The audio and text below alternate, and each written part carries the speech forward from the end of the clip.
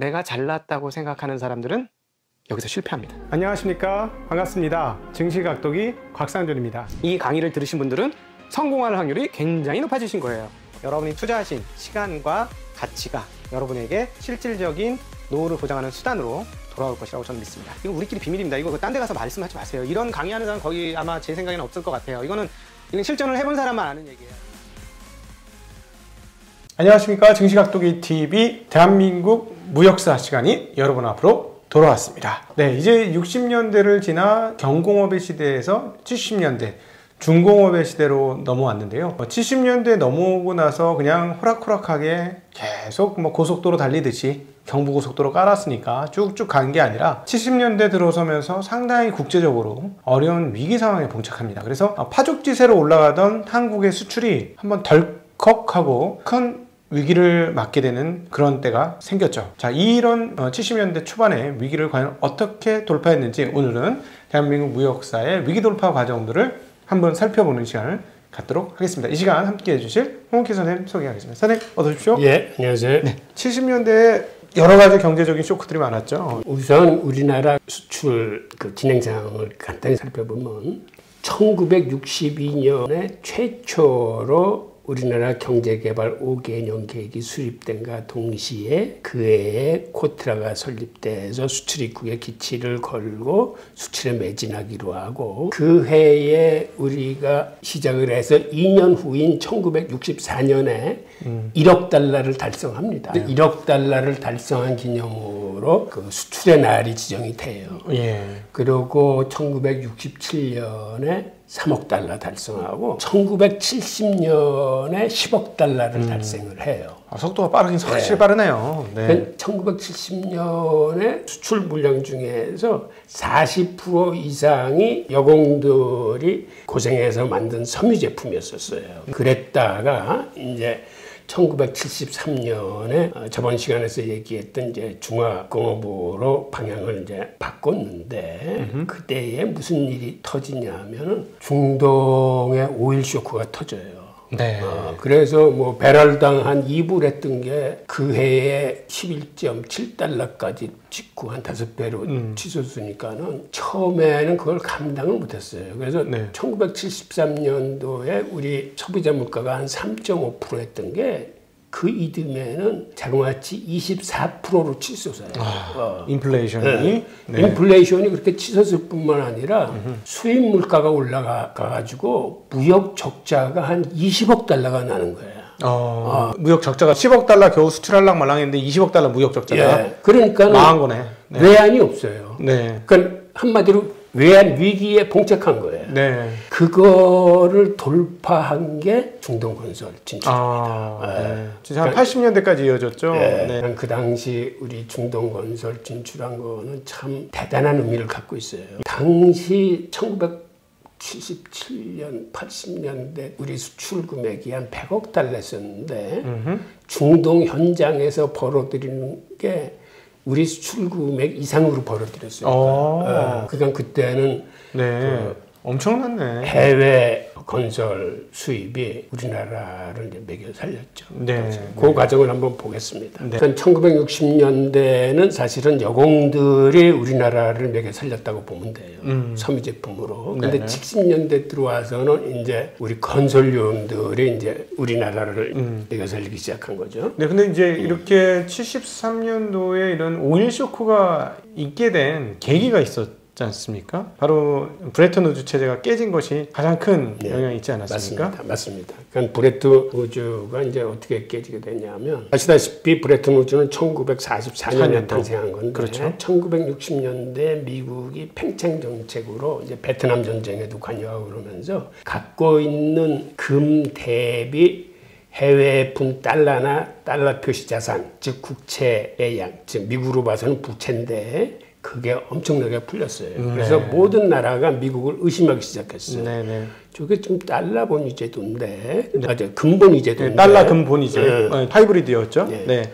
금이 있어서 저렇게 달러를 찍어내는 거예요? 아니면 무대뽀로 저렇게 찍어내는 거야? 라고 의심을 하고 그러다 보니까는 이제 많은 나라들이 갖고 있던 달러를 갖고 와서 이제 금하고 이제 바꿔가기 시작합니다. 1온스당 23달러. 아니, 1온스당 35달러. 아, 35달러? 네, 35달러인데. 그런데 실제로 나중에 밝혀진 거긴 하지만은 당시 대외 채무가 201억 달러에 달했는데 미국의 금 보유가 그거보다 적은 178억 달러였었고 1960년대서부터 그다음에 나중에는 달러 표시 채권의 양이 미국이 보유한 금의 한 6배까지 치솟았어요. 그냥 돈을 막 찍어낸 거죠. 그 마지막에 가서는 미국이 금을 그렇게 많이 갖고 있지 못해서 금 보유량이 한 100억 달러 될까 말까 하는데 그거를 이제 다른 나라들이 와서 다 금으로 바꿔가고 마지막에 큰 손인 영국이 30억 달러를 바꿔달라고 그랬을 때 이제 문제가 터진 거예요.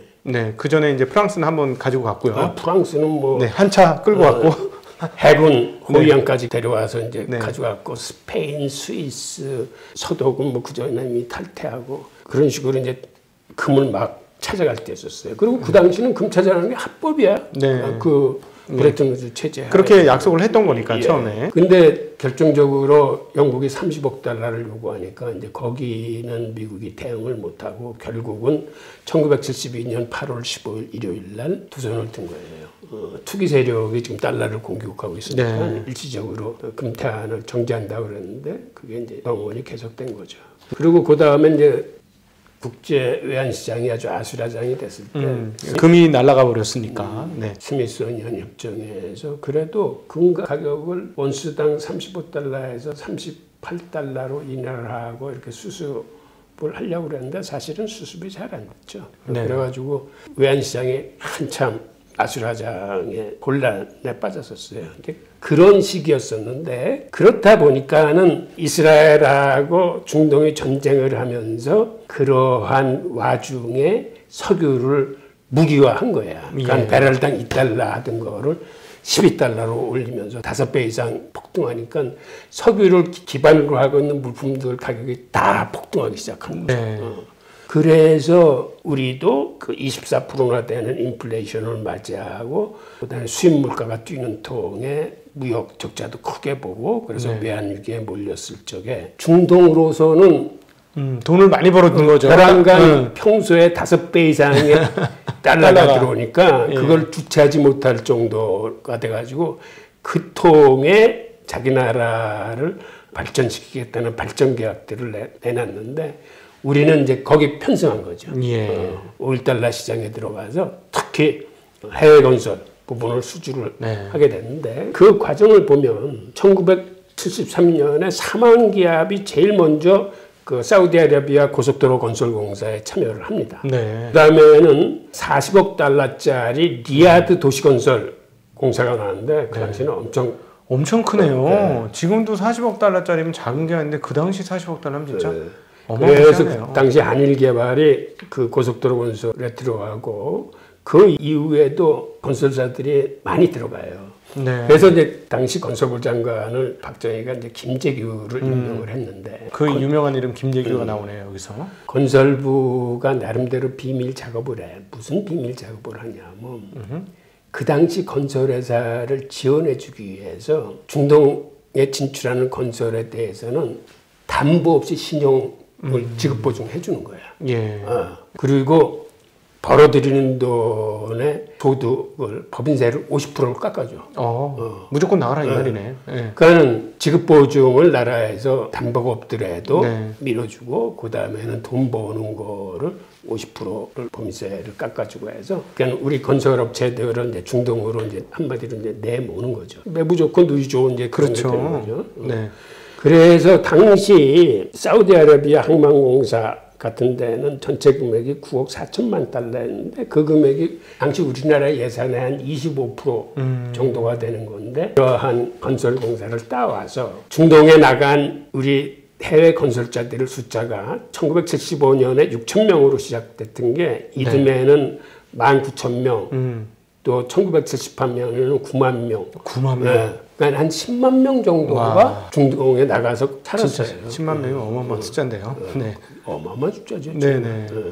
그래가지고 건설 수주액이 늘어나는 걸 보면 1970 77년에 34억 달러, 네. 78년에 80억 달러, 79년에는 60억 달러, 예. 80년에 78억, 82년에 127억 달러, 82년에 114억 달러를 수출을 했는데 네. 1977년 한국 수출액이 100억 달러였어요. 그거보다 더 많게. 그러니까 당시 얼마나 많은 외화를 우리가 중동 건설 시장에서 들어왔는지를 알 수 있는 거죠. 아, 저 어렸을 때 생각해 보면 남자들이 어렵고 힘들게 산 사람은 이빨 꽉 물고 그 중동의 모래바람을 견디러 가면 그 집은 일어날 수 있다. 이런 이야기들이 많았죠. 그래서 실제로 10만이나 갔는데 이거 가고 싶어가지고 남자들이 되게 막 이렇게 뒤로 힘쓰고 이런 것도 저는 목격했던 기억이 나거든요. 그래서 여기를 갔다 오면 일단 아주 어려웠던 집들조차도 한번 자리를 잡는, 한번 왕창 이 돈을 월급을 땡겨오니까 그랬던 기억이 나네요, 정말. 네. 그리고 이때 현대건설에 정말 돈을 많이 법니다. 그래서 현대건설이 이때 여러 가지 사업을 같이 해. 그래서 현대종합상사도 이때 만들어지고 인철제철도 이때 태어나고 현대자동차도 사실은 이때 태어나요. 네. 그리고 정주영 회장의 건설 사업 중에 그 주베일 항만공사라고 있는데 예. 이건 아주 획기적인 사업이었는데 공사 금액만 해도 그게 9억 3천만 달러인데 그게 우리 국가 예산의 한 25% 정도에 해당하는 대형 산업인데 네. 이거는 해저 30m 안반에 기초공사를 하고 그 선박 적하시설을 만드는 건데 그래서 50만 톤급 유조선 4척이 한꺼번에 정박할 수 있는 해상 터미널 공사예요. 예. 근데 이게 엄청난 공사야. 그래서 해상 철구조물만 10만 톤을 설치해야 되는 공사고 콘크리트만 8톤 트럭으로 500대를 보여야 되고 돌도 엄청나게 바다에다 투입해야 되는 건데 한마디로 거대한 산업 도시를 바다 한건데도 만들어야 돼요. 바다 한건데 인공섬 같은 걸 만든 거네요, 거의. 그러니까는 공사의 난이도가 당시 20세기의 최고 난이도의 공사였다고 그랬는데 그거를 현대건설에 했단 말이죠. 그런데 여기에 입찰 과정에서 또 재미있는 일화가 있습니다. 근데 입찰 과정에 그 세계적인 회사들이 9개 정도 그러겠죠? 참가를 했는데 네. 현대가 이제 마지막 티켓을 받아. 그래서 입찰에 참가를 했는데 무슨 보증금 2천만 달러를 내야 되는데 우리나라 국내 외환시장이 없어서 2천만 달러를 못 구하는 거야. 보증금을. 나라에 탈탈 털어도 2천만 달러가 없어. 그래서 할 수 없이 외국 은행에 쫓아다니면서 다행히 바레인 국립은행에서 자기네들이 네. 담보 없이 지원해 주겠다고 그랬는데 바레인 국립은행의 자본금이 2천만 달러가 안 돼. 또 1,500만 달러뿐이 안 돼요. 그 당시에. 아, 바레인도 네. 엄청나게 큰 돈이었구나. 그래서 나머지 돈을 또 사우디 국립창업은행에 달려가서 구해. 그래서 두 은행에서 구해서 억지로 이제 보증금을 내고. 그 다음에 이 공사 실비를 해보니까 한 12억 달러 정도 되는 사업인데 정주회가 가만 생각하다가 그러면 25% 깎고. 그 다음에 또 한참 생각하다 5% 더 깎고. 일단 따는 게 목표야. 그래서 8억 7천만 달러에 응찰하라고 지시를 해요. 그런데 당시에 정가본 상무라고 있었는데 네. 이 사람이 이제 담당 임원인데 네. 8억 7천만 원에 입찰을 하니까 너무 속상한 거야. 적자가 뻔히 보이고 저거 하니까. 네. 이 양반이 정주영 회장 지시를 어기고 지원대로 요즘 같은 날이 6천만 달러를 올려서 써요. 6억 3천만 달러? 네. 그런데 발표장에서 미국 브라운사가 9억 400만 달러라고 썼어요. 발표가 탁 나오는 거야. 발표장에서. 이 사람은 이제 사색이 됐지. 이 사람 죽었네. 네. 예. 그런데 나중에 보니까 미국 회사는 전체 금액이 아니고 부분 사업만. 부분 사업에 9억 400만 달러를 네. 써낸 거예요. 그래서 안 되고 결국은 현대가 낙찰이 돼요. 네. 이 양반 덕에 6천만 달러를 더 번 거야. 아이고야, 1%만 저기 보너스 받았어도 평생 먹고 살았겠네요, 그 당시라면. 네. 그런데 여기에 들어가는 자재나 이런 것들이 너무 어마어마하기 때문에 자켓이라는 철구조물이 한 10층 빌딩 높이가 되는 550톤짜리인데 이게 한 90개 정도 있어야 돼. 근데 이거를 한국에서 만들어서 땜복 싣고 가듯이 바지선에 싣고 바지선으로 한국에서 중동까지 그거 어떻게 가? 19번이나 그래서 갔어요? 항해를 합니다. 아, 그렇게 해서 갔어요. 그렇지 않으면 와. 그 금액을 맞출 수가 없어. 아, 거기서는 못 만드니까 네, 여기서 싸게 만들어가지고. 네, 한국에서 만들어서 그걸 바지선에 끌고 가요. 아, 강을 넘어가는 것도 아니고 그때 망망대해를 건너서 그걸 싣고 갔단 말이에요. 진짜 대단하다. 하여튼 이런 공사를 포함해서 현대건설 회사가 1975년 이후에 중동에서 벌어들인 돈이 한 52억 달러 정도. 이걸 하고 그 다음으로 수주를 또 하고 해가지고. 그러니까 현대건설은 우리 1970년대 수출의 역사에서 정말 완전히 환획을 그은 회사입니다. 중동건설이 우리 외환위기를 살렸고 쇼크를 살려냈고 중공업에서 중화공업으로 넘어오는 교량 역할을 했어요. 완전히. 네. 그러니까 현대그룹에서 현대건설을 굉장히 모체처럼 생각하는 그럴 수밖에 없겠네요. 옛날에 삼성이 제인모직이나 이런 거를 모체처럼 생각하듯이. 그러니까 이때 현대건설이 인천제철, 현대종합상사, 현대자동차 하면서 국산자동차 포니를 탄생시킨 것도 이때입니다. 이 자금을 가지고 본격적으로 자동차 사업까지. 예. 이 자금 사실 이전에 포니 자동차는 1974년에 만들어졌고 탄생을 했어요. 네. 근데 그거를 이제 대량 생산하기 시작한 게 그 해외 건설 자금이 들어오면서 그 과정에서도 사실은 미국은 굉장히 반대했어. 한국이 자체 국산차를 만든다는 거 그러지 말고 특히 미국 당시 스나이더 대사가 나서서 GM이나 크라슬 같은 미국 업체하고 합작을 해라. 네. 그래서 부품 들여다가 여기서 조립을 네. 하는 거지. 니네 실력이 어떻게 자동차를 만드냐라고 그래서 심지어는 이제 반위협할 정도로 했는데 하여튼 그때 그런 주윤기를 택하지 않고 우리 독자적인 자동차를 만들어내서 오늘날 우리 자동차 산업의 기초를 닦았죠.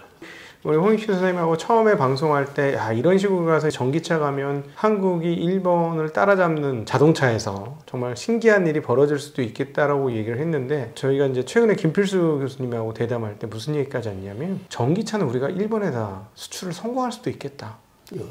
지금 전기차가 너무 일본이 늦었기 때문에 저희는 앞섰고요. 그런 얘기까지 나오고 있는 상황이고 실제로 최근에 이제 원엔이 많이 붙었어요. 붙었음에도 불구하고 현대차, 기아차의 미국 수출 판매가 감소하지 않습니다. 네, 그만큼 한국 자동차의 경쟁력이 이제는 일본에 버금가는 한 15년, 10년 전만 해도 상상할 수도 없었던 일인데 굉장히 빠르게 따라잡는데 참 여기서 이렇게 많은 씨앗을 뿌려서 그리고 이런 저돌적인 미국에서 너희 조립이나 해라 했는데 독자 노선을 걷는 게 지금 여기까지 온 게 된 게 참 감개무량하다 이런 생각을 많이 하게 되네요. 우리가 하나하나 일본을 쫓아왔는데 아직 쫓아가지 못한 분야가 두 개거든요. 지금 방금 말씀하신 자동차 분야가 일본이 우리보다 물량 면에서 좀 앞서 있고 그다음에는 이제 부품 소재 산업이에요. 그런데 2019년 그 7월 달에 일본의 수출 규제로 인해서 우리 기업들이 확 깨달은 거죠.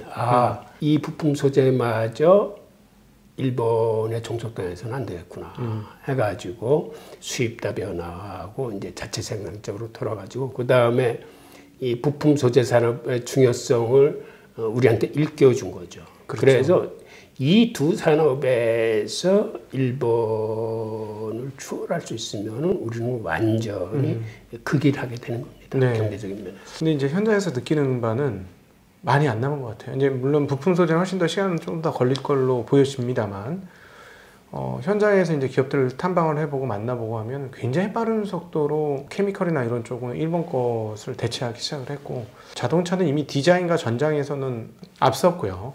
다음번에 이제 엔진 기계 수준은 아직 조금 더 시간이 남은 것 같은데 이게 전기차로 넘어가면 패러다임이 바뀌어가지고 기계 장치보다 다른 게 더 중요해지는 상황이라서 야 이거 진짜 몇 년 안 남았다 이런 생각이 많이 듭니다. 진짜로. 지금 우리가 그 1인당 GDP 수준에서는 우리가 앞섰을 거예요 이미. 그렇죠. 예. 네, 이제 저희는 3만 달러 정도 수준이니까요. 그리고 이제 수출 물량도 사실은 그렇게 큰 차이가 나지 않아요. 네. 생각보다는. 네, 사실은 몇 년 내로 자동차를 밀리면 일본으로서는 충격 중에 충격이죠. 전 세계 1위 자동차 수출 대국이었는데 거기서마저 흔들리면 사실 일본은 굉장히 어려워요.